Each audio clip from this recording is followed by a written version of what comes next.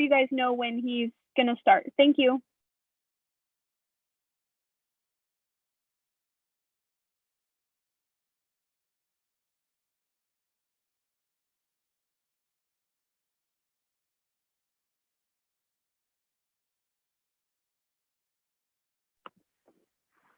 Hello again, everyone. Thank you so much for joining us for this virtual farm field trip. We are live today at Rickreall Dairy in Rickreall, Oregon. My name is Bella, and I'm a student studying agriculture at Oregon State University, and I'll be the moderator today. Before we start our tour today, I'll just remind you that to use the chat feature. This is where you can ask questions throughout the tour. Please only type questions into the chat and no comments or side conversations. This will help us to see all of the questions to make sure we can get as many as possible. It is now my pleasure to introduce our host and tour guide for today's virtual field trip, Louis Casimir. Take it away, Louis. Hi, students. My name's Farmer Louis, and we are here in Rickreall, Oregon, at the dairy that our family owns and runs, called Rickreall Dairy, for lack of a better name. And I am so thrilled that you guys have chosen to join us today and in this virtual classroom, because we know that obviously everything else is shut down, and this is really a neat opportunity for us in ag to try teaching in a different way. Normally we would have school tours and you would come physically to join us here, and that obviously is not possible, so I'm glad you're here today with us. So we want to talk, we're going to stay in this calf barn, and this is our baby calf barn. We raise 200 animals in here at a time. They're in groups of 15 to 20, and they're all grouped by age, and usually just a few days separate each group of 20. So a little bit about our farm. We milk 1,700 cows.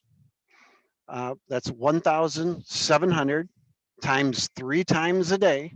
So there's your first math equation that you need to figure out when you're off. How many cows go through our milking parlor every day? 1,700 times 3. You can figure out the answer later. So in order to do this, we milk in our milking parlor 24 hours a day, 7 days a week. It takes us 7 hours and 45 minutes to milk all 1,700.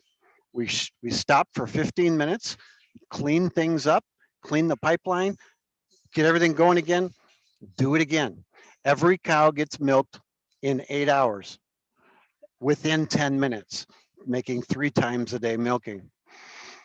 We produce 15,000 gallons of milk a day with our 1,700 cows. And so our average per cow is between 10 and 11 gallons of milk per cow per day.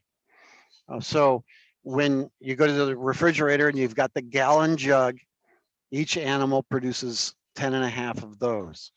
And so it can put things into perspective for you. I have 25 employees that some of them have been with us for 30 years. They're like family to us. And so we're a family owned business, and we try to treat our employees as family also. We do everything we can to be a sustainable dairy farm. What does that mean? That means that we are committed, number one, to taking care of the health of our animals. Number two, taking care of their nutrition, taking care of all of their health needs. And then the other big part of sustainability is, how do we take care of our soil? How do we grow our crops? How do we recycle whatever comes out the back end of a cow that we don't want? That is all part of managing and running a sustainable dairy industry in the dairy today. And I don't know of one dairy farmer in Oregon that doesn't want to dairy in a sustainable way, because it makes sense for us. Okay, so we're going to talk a little bit, and you're going to hear buzzwords in the future, kind of like sustainable nutrition and all that. You guys don't need to worry about what that means, because that's your parents' job and your teachers' jobs. But sustainable nutrition is what can we eat and put on our table that is made in the most environmentally correct, climate change sensitive way. And I believe that most dairy farmers are already doing that or are trying desperately to do it. So we're looking at calves in our calf barn here. They come into this barn when they're about 6 days old. Okay, now you can see in here that calf number 5016 is drinking on there's a nipple right here. Okay, so you can see this green flashing light, this little LED green light that is flashing, and that's telling me, because the calf doesn't know, it's telling me that there's no milk coming out of this nipple for the calf because she's already drank her allotment. They are allotted milk over a 24-hour period. They can come and go in here as they wish and as they desire and are allotted the milk. So the first thing we do when a calf is born is we put their permanent identification into their ears. And this number here is 5005. And on her left ear, I don't know, see if I can turn her head a little bit. You can see all the different numbers and codes. That's the barcode. And inside that ear tag is an RFID. And the RFID is what we use for the entire lifetime of this animal to monitor health and production and even how much they walk and how far they walk, how many steps they take. So when this calf comes in here, the RFID reader is right here on the side and it's reading that ear tag and it's saying, sorry, you already drank 1.5 liters of your 4-liter allotment for the day, and you've got to wait until 11 o'clock or 12 o'clock before you're going to get any more.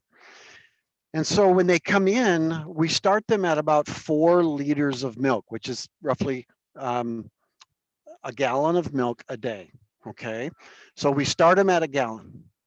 Then they go to 1.5 gallons, then 2 gallons, 2.5 gallons, all the way up to 8 liters or 4 gallons of milk per calf a day. And we do that, we ramp them up to that 8-gallon or 8-liter plateau that they're on so that they don't get upset in their stomach and they can utilize all of the nutrition that we're feeding them. Okay. So we've got a calf over here that's just in here, and I don't know if you can see on their foreheads, there are orange marks on their foreheads. Okay, all that is a management mark for us. Those animals were put in here probably yesterday, and it's a mark that when they come from the daily birthing barn over here, it's a mark that they're new. And so we want to make sure and pay close attention to the ones that have the mark. Eventually, within a week, that gets worn off. And as we add more, we make a pen of 20, and they'll stay together for 70 days in this pen. They all leave together, and they pretty much all come within a week of each other. On the other side of this feeder is a group of calves that have been in here for 70 days. Now you can see the difference in the size here. This calf is probably 78 days old. And here comes another one. As soon as they back out, another one comes in. These calves are at the 8 liters a day and are at the tail end of that. Now you can see, as I don't know if we can zoom in or if you can make out that black calf laying there, you can see them just like chewing their gum. When your folks say you're chewing like a cow, that's where that comes from, because they just lay there and chew with their mouth open. That's a good thing to see.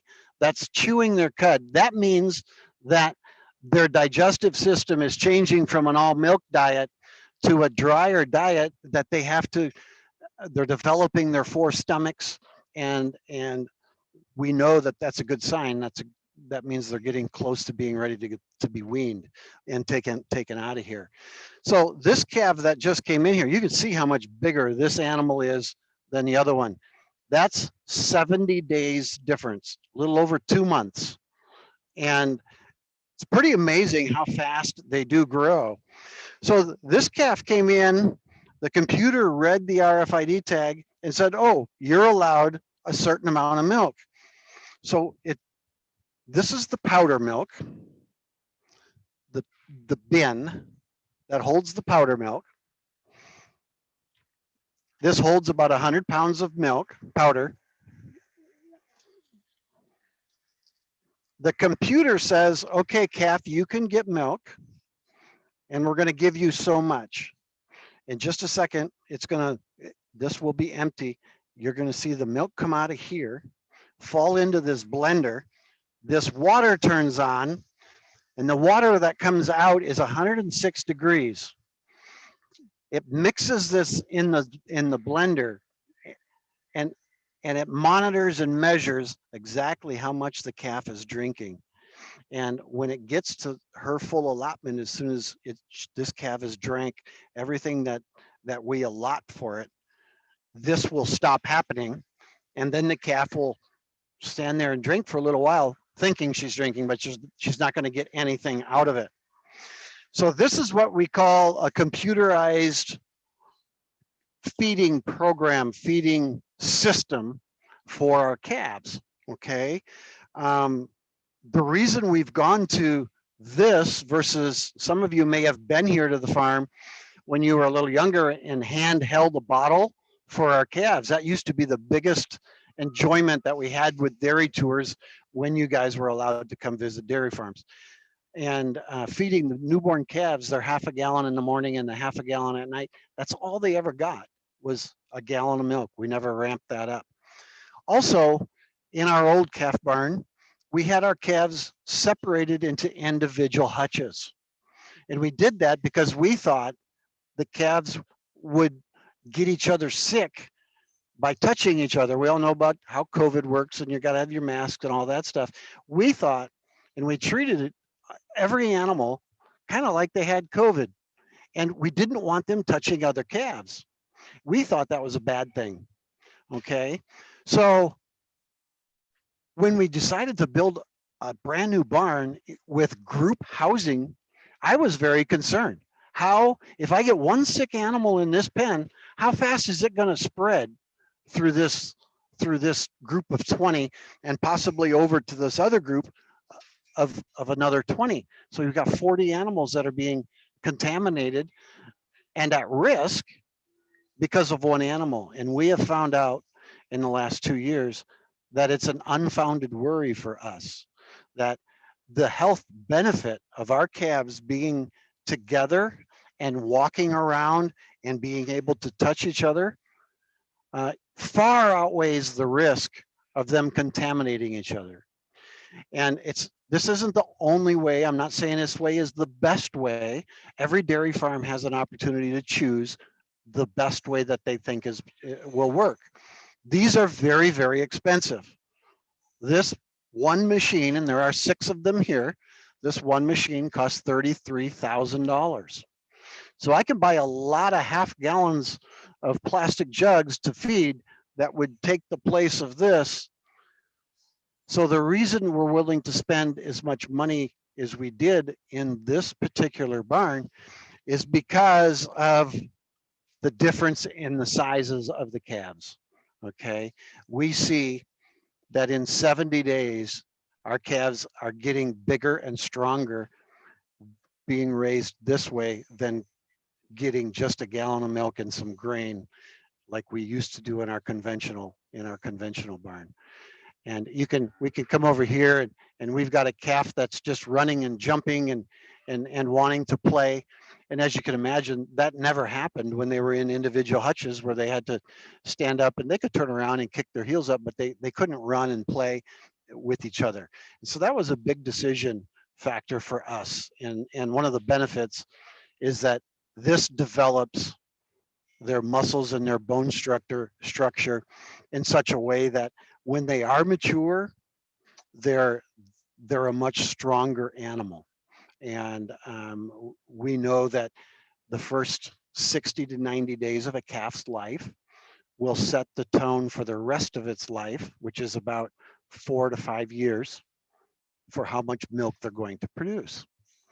So let me just pause there and take a couple questions to go over what we want, what you guys want to hear and what you want to cover. So type in your question and they will read them to me and I'll see if I can answer them. All right, perfect. Thanks, Louis. So we have a bunch of questions that have been coming in, so I'll just go ahead and start asking you some of those. So the first question is from Lincoln Lyon, and he's wondering how many liters of milk can an adult cow produce? How many liters of milk can an adult? That's a good question because I got to do the conversion. So there's roughly 4 liters in a gallon. There's a little bit more than 4 liters into a gallon of milk. So if you've got a cow producing 10, for lack of a, to make it simple, 10 gallons of milk, multiply that times 4 liters. So you've got a cow producing 40 liters, between 40 and 45 liters of milk a day. Okay. So, but that's a good question. You got to convert the liters to gallons, and then you can do the math and figure the math out. So, okay. Perfect. Okay, next question is how do you divide the calves by their age in the calf barn? How do we divide them by age? Well, they're in a separate pen completely. Okay. So the calves that are in this pen on the right hand side don't go into the pen on the left hand side. So they're in groups of 20. And we get between 5 and 10 calves born every day here at Rickreall Dairy. So any given day, we can have 3 to 4 heifer calves, girl calves, born a day. And so some days we get 10, some days we get 2. And so as those calves are being born, the first 20 that are born go into this one corral. And when this pen's full of 20, we start the next 20 in another corral. And we built and designed the barn for our herd size. And so we know how long it's going to take us to fill the barn and keep it full and utilize every space that we've got here. So, but that's a great question. Perfect. Okay, this question is coming from Jessica Camp, and her question is, why are you feeding the calves powdered milk with so much fresh milk available? Well, our fresh milk, and that's again, it's a good question. The fresh milk is what we make our living on, and that's what we get paid to sell. And so if we would sell our milk, not be able to sell the milk that we're producing, and we take it in here and feed the calves, that would take away from the amount of production that we sell. Okay. And the powder milk that we use is fortified to a 20% protein and a 20% fat level. And so it's more concentrated than the mom's milk. This is mom's milk, but it's just milk that has gone from a farm to a dryer, and they've been able to dry the milk, and we can do a much better job. It's more nutrient dense, if for lack of a better term, than mom's milk. So I know it doesn't seem to make a whole lot of sense. Why would we buy powder milk when we have all this other milk to sell? Well, the stuff that we sell is more valuable than the powder milk. So if that makes any sense at all. Perfect. Yes. So the next question is from Robert Walls, and he's wondering, when do you start your day in the morning, and when is your day working with the calves and cows done? Okay, so I don't get up every morning and go milk cows anymore. I've been doing this for 39 years, and I'm at the tail end of my of my career here. And so I have employees that are here all the time. My typical day begins at 7 in the morning, and generally there's so much work to do behind the scenes that I come out and walk through the farm, but I don't do any of the actual work any longer. I have 3 herdsmen that take care of the herd health. I have 3 people that their entire job is to raise these calves and be in here and take care of our animals. We have 3 herdsmen that takes care of the herd health and all of the artificial insemination and foot problems. And I have 2 people that feed the cows because there's 4,000 cows here total. And so that takes 2 guys full time to feed. I spend most of my time behind the scenes, um, just buying and getting, making sure that all the food is here for the employees to mix and feed to the animals, and taking care of all the bills and the paperwork and everything else. And so, but my typical employee starts at 6 in the morning and goes home at about 4 o'clock in the afternoon. Um, I have milkers that start at 10 at night and go home at 6 in the morning because we milk all the time. And so it just depends on what job you're doing and how it fits into the big plan of the farm. So, but that's a great question. Okay, the next question is coming from North Albany Elementary, and they're wondering, what do you do if a cow gets sick? What do we do if that's a great question, North Albany? Um, every morning, every one of these calves gets looked at. And because if everything is done with a computer, we have the ability to see which calf didn't drink their full allotment for the day. And if they didn't drink their full allotment, that tells us that something happened. She was probably not feeling well enough to wake herself up in the middle of the night to come in and feed, or if she's a newborn and in here fairly new, she didn't know where it was, and we had to train her as to where to go. So we look at each individual calf every single day, and we run reports to find out which ones aren't drinking, if they're drinking too slow. The computer flags these numbers. We'll take a list and we'll come out, my herdsmen will come out and look at the numbers on the list, take it into the corral, find the calf. If there's nothing physically that we can see that's wrong with them, we'll take their temperature. And then we start with a whole list of protocol that each calf has to, um, each employee has to look at and check off for each individual calf. And that way, through that protocol, we can identify what's wrong with it. Now, we are not an organic dairy, we're a conventional dairy farm. So we're allowed to use antibiotics. And I've chosen the conventional way because I believe for Rickreall dairy, the use of antibiotics is a bigger advantage than not being able to use them and call yourself organic.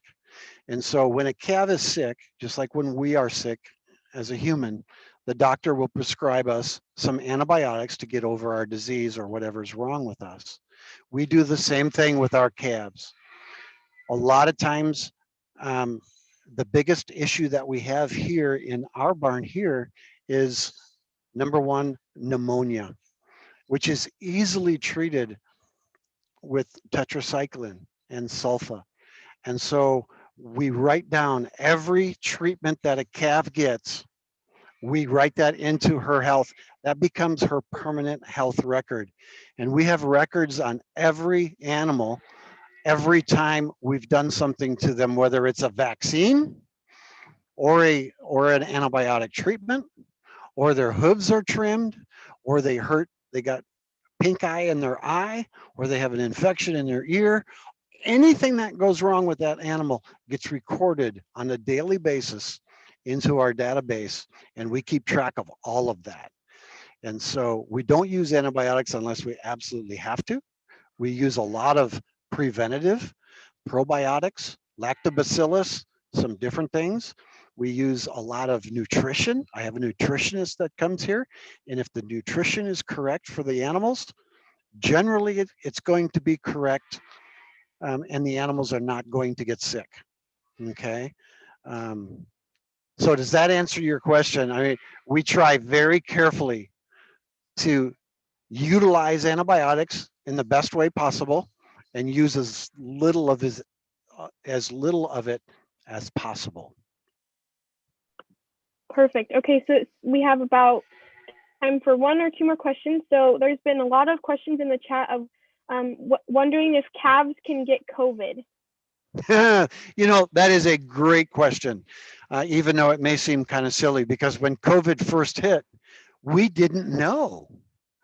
So I was on vacation when COVID hit in March, and we come home from vacation and everything is locked up and the whole world has changed. And my first question is, can our cows get COVID? And if they do, what does it do to them, and so on and so forth. And so the first thing we did is try to figure out what it was, and so on and so forth. Happy to tell you, cows do not get COVID. They have a whole separate immune system than we have. And thank goodness it is that way. The cows get certain diseases that do not affect us as humans. Us humans can get diseases like colds, the flu, diarrhea, whatever. We can't give that to the calf or the cow. So there's a natural barrier between the two. Now, COVID has definitely affected how we manage our dairy, just with my employees, and keeping them separated into groups of 2 or 3, so that if one of them goes home and they get exposed to COVID, I only have to send 2 or 3 people home, not the entire team. We used to all eat lunch together, and it was my favorite time of the day, because I knew I could walk out into the lunchroom and I could visit with every employee that I had here, except for the night guys, and I could talk with all of them together. We have not had one meal together since April, and so we're separated all over the dairy because we don't want to cross contaminate. And it makes it very hard for us to communicate. It's harder to manage because I don't have them in one place anymore. But it's a small sacrifice to make for safety. So, but that's a great question, because that was one of the first questions that I asked when COVID happened. Can the cows get it too? So, Perfect. any Thank you. more? Okay. Yep, we have 2 more. So how do you keep the cows warm in the winter time? We don't have to keep the cows warm. They keep themselves warm. They do require a little bit more energy in their ration in the wintertime to keep themselves warm. More of the food that they eat goes to keeping them warm in the wintertime than it does in the summertime, obviously. The cold in the wintertime isn't an issue. For us, the issue is the heat in the summertime. Cows can handle cold a whole lot better than they can handle heat and humidity. And so that's why in this barn, you'll see there's big, huge fans, and we use a lot of air movement, and the sides are open. We do all of that to keep our animals cool. The curtains don't even close. They go up and down automatically, but they don't close until it gets below 32 degrees outside. Then we have to fold them up to try to save a little bit of warmth inside the barn. But the animals do great in the cold. They don't like the heat. Perfect. Okay, the last question for today is, what made you want to be a dairy farmer? You know, I didn't wake up one day and say I'm going to be a dairy farmer. I just didn't. I met my wife almost 40 years ago, and her dad had a dairy farm. I was raised in San Diego. I had no idea what a cow was. And so as we were dating, I began to get more and more interested in a dairy farm. My father-in-law offered me a job. And so I took the job, and the opportunity came my way. And here 40 years later, I have my own farm, and we've been blessed enough to be able to buy it out from my father-in-law. So it was an opportunity for me, and it's been a great opportunity. I raised 4 great kids here at this farm, and it's I was not raised in the dairy farm, and usually most people that own them are. So I'm a bit different than most. Great, thank you. So we're just going to take this time to thank you, Farmer Louie, for taking time out of your day to share all this wonderful information with us. And thank you to all of our attendees who are here with us today on this virtual farm field trip. And don't forget to support local farmers like Louie by purchasing dairy products. So you can go to our Facebook page and leave us a note too, Rickreall Dairy. on Facebook and our website, rickrealldairy.com. We'd love to hear back from you guys to see how well this worked. And please give Ag in the class lots of feedback also. Kids, it's been great having you. I'm glad you took some time to visit us, and I hope you guys have a great Thanksgiving and a good rest of your day. Take care.